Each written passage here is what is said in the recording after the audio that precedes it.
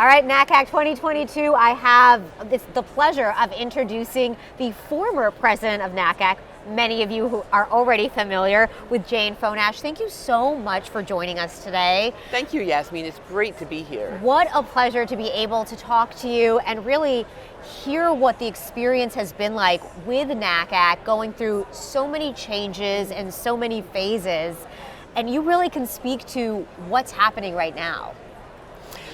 You're absolutely right. It has been a pathway with a lot of obstacles in recent years, and some of those all of us have shared. Financial downturns, pandemics, but at NACAC we had a number of challenges in recent years.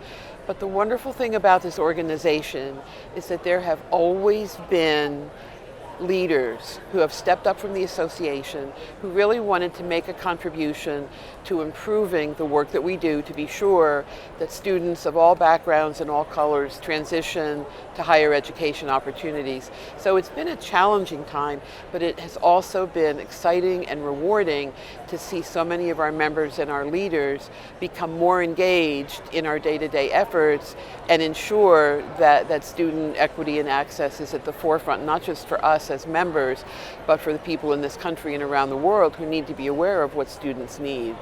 Why do you think that you are seeing more members becoming more vocal, more involved recently? Well, we've always been a member-driven organization. We've always had various levels of leadership, and times change.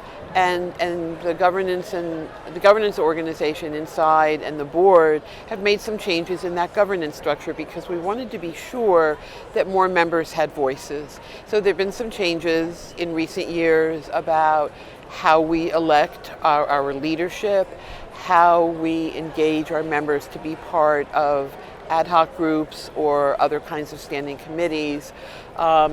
I think the difference in how we vote for our leadership and the difference in the way Angel, our new CEO, has conducted listening tours and opportunities for feedback really has reminded our members that we are a member organization and their voices will be heard and then listened to, and that they can approach either NACAC or their affiliate organization for help with advocacy, with professional development, and becoming engaged in volunteer service. And throughout those conversations with the members, is there some advice that you would give new members who are just embarking on all this collaboration and conversations with other organizations? Oh yes, I think one of the most exciting things about coming to conference, in addition to seeing my friends and colleagues around the world, is running into people who are here for the first time.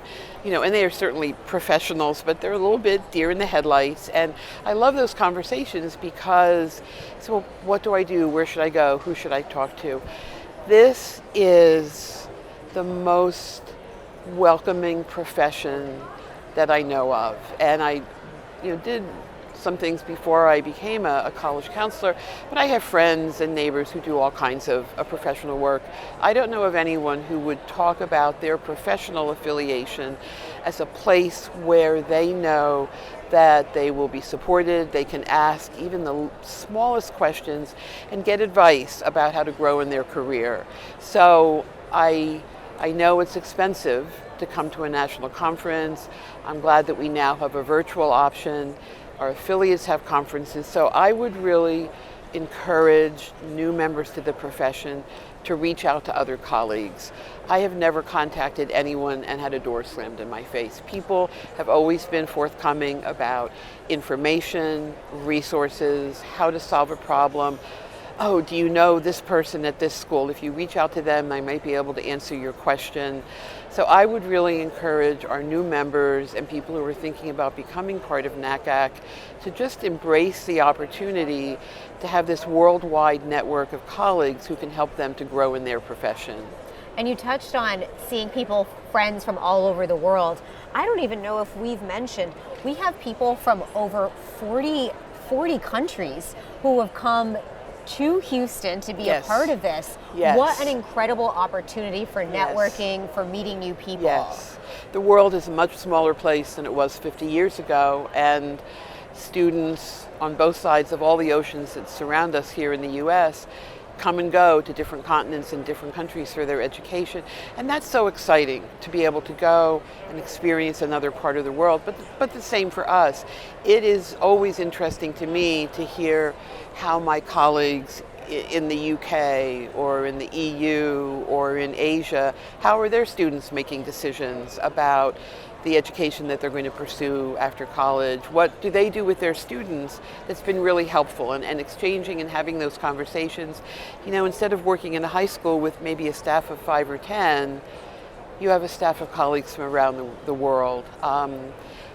One of the few upsides of the pandemic was a resurgence of using Zoom, and I had so many conversations with all these colleagues, and some of them were just personal catch-ups, some of them were consultations, but with that foundation we continued to be engaged during the pandemic, and we'll be lifelong friends with many of them. So it's just a very engaging, positive organization.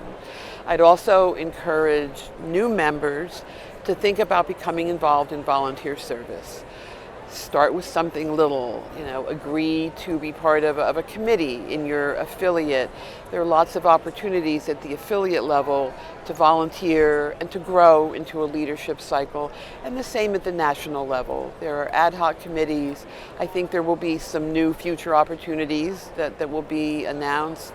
I would say that the 6 years I spent on the board were hands down the best professional development experience of my life, and at the same time I was able to make a contribution, I hope, to the good of the association. So it was the best thing I ever did. I mean, it has to have a lot of just professional and personal satisfaction. It does. I love that. It does. Thank you so much, Jayne, and thank you You for are all that welcome. you are doing. You're welcome. And really, NACAC 2022 in Houston, bringing people from all over the world Yes, together. it's been a great experience. Doesn't get better than that. No, it doesn't. And thank you. It's nice to meet you, Yasmin. It's a pleasure. Thank you.